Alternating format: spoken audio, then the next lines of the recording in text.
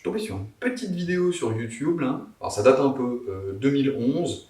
C'est une interview de Luc Châtel, à l'époque ministre de l'Éducation nationale, par Jean-Jacques Bourdin, donc un journaliste. Je vous mets l'extrait. On va ouvrir notre cahier d'évaluation des élèves de CM2, d'accord ? Allez, amusons-nous. 10 objets identiques coûtent 22 €. Combien coûtent 15 de ces objets ?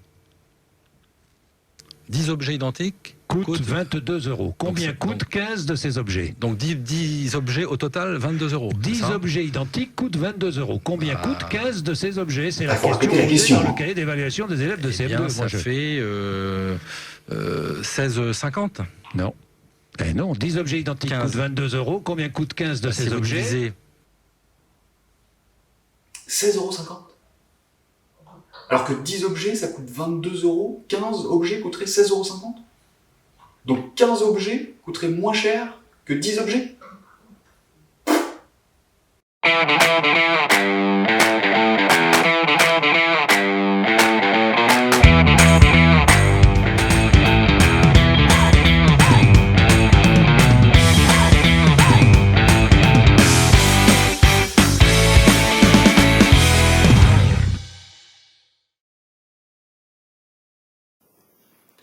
Alors ici, il s'agit d'un problème de proportionnalité. Quand on a un problème de proportionnalité, on peut toujours s'aider d'un tableau de proportionnalité, même si vous allez le voir ici, le problème est suffisamment simple pour qu'on n'en ait pas besoin.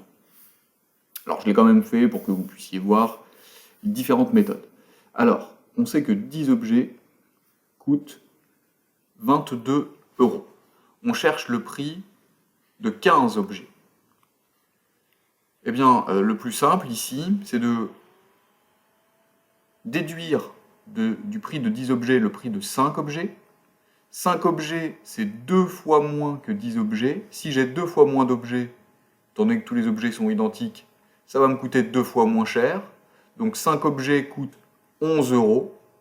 Donc du coup, 15 objets coûtent le prix de 10 plus le prix de 5, c'est-à-dire 22 plus 11, 33. Voilà, il s'agit ici de la méthode la plus simple. On aurait pu également chercher le prix de un objet. Si 10 objets coûtent 22 €, alors un objet coûte 22 € divisé par 10, c'est-à-dire 2,2 €. Et une fois que je connais le prix de un objet, je peux, en multipliant, trouver le prix de 15 objets. Ce qu'on appelle le retour à l'unité. Je reviens au prix de un objet pour pouvoir ensuite déduire le prix d'autant d'objets que je veux. En fait, 2,2, c'est ici le coefficient de proportionnalité dans mon tableau de proportionnalité. On passe du nombre d'objets au prix en multipliant par le prix d'un objet, c'est-à-dire 2,2 ici. Alors, un autre problème de proportionnalité, toujours avec un ministre de l'Éducation nationale, avant Luc Châtel, Xavier Darcos. On regarde l'extrait, puis après on essaie de résoudre le problème un peu mieux que le ministre.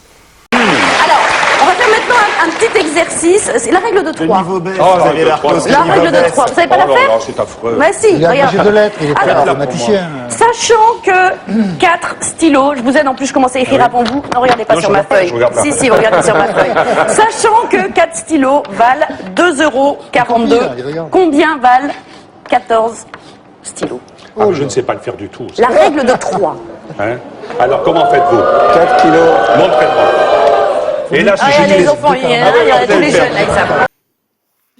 Alors pour ce deuxième problème de proportionnalité, plusieurs méthodes. La première, le retour à l'unité. On peut chercher le prix d'un seul stylo. Alors pour trouver le prix d'un stylo, on va diviser le prix de 4 stylos par 4. Donc un stylo coûte 2,42 € divisé par 4, c'est-à-dire 0,605 €. Et une fois qu'on connaît le prix d'un stylo, eh bien on peut calculer le prix de 14 stylos en multipliant le prix de 1 par 14. Donc 14 stylos coûtent 0,605, le prix de 1, multiplié par 14, ce qui est égal à 8,47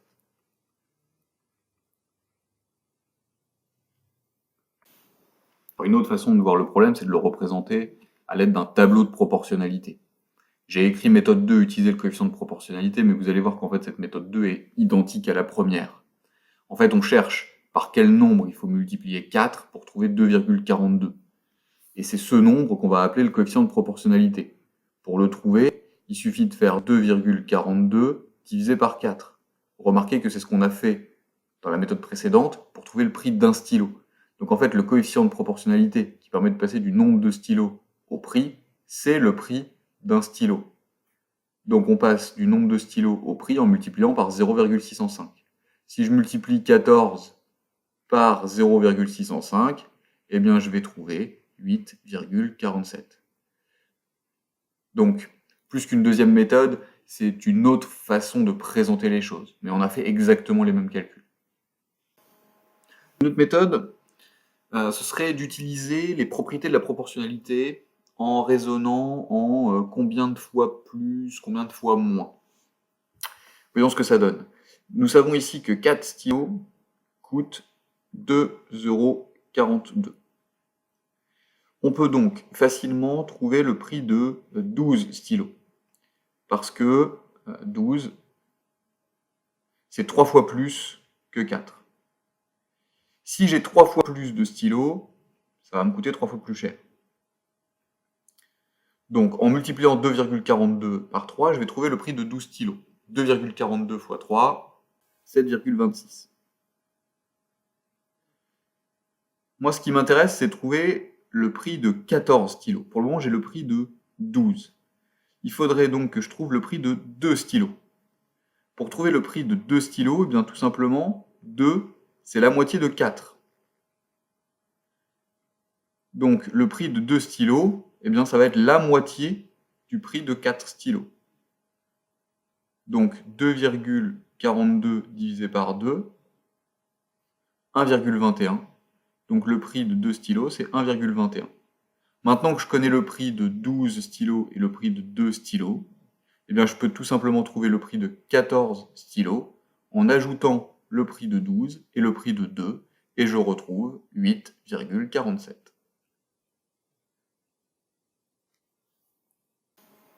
La dernière méthode consiste à utiliser l'égalité des produits en croix. Qu'est-ce que cela signifie? Eh bien, dans les tableaux de proportionnalité, et seulement dans les tableaux de proportionnalité, si je multiplie les deux nombres qui se trouvent ici sur la même diagonale dans mon tableau, je dois obtenir le même résultat que si je multiplie les deux autres nombres dans l'autre diagonale. Ça veut dire que si je fais 4 fois le nombre que je cherche, je dois trouver la même chose que si je fais 2,42 fois 14. Donc, pour trouver le nombre que je cherche, eh bien, j'ai juste à faire 2,42 fois 14 divisé par 4. Et je vais trouver 8,47.